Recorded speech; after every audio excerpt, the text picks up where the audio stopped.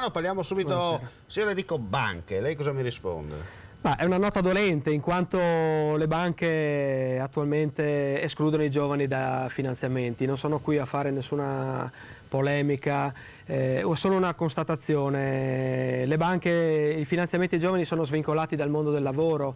Il governo attuale, come abbiamo visto,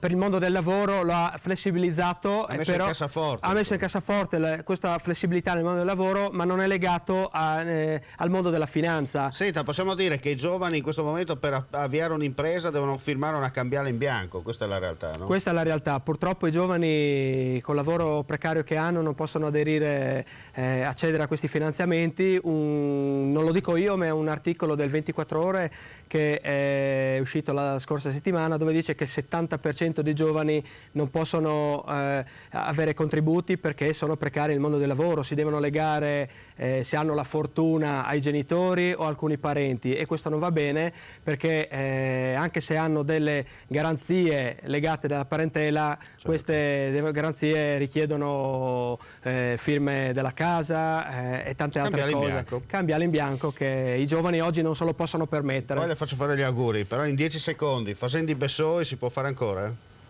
È difficile, ma noi giovani, lo ripeto sempre, siamo forti, vogliamo fare. Il Front Furlan è seguito da molti giovani che vogliono portare avanti le nostre tradizioni, la nostra cultura, hanno tanta voglia e secondo me ce la faremo. Voglio approfittare della vostra gentilezza, della vostra ospitalità, per augurare da parte del Front Furlan un buon Natale a tutti, e sperando in un 2016 molto fruttuoso. E che la Befana porti i doni.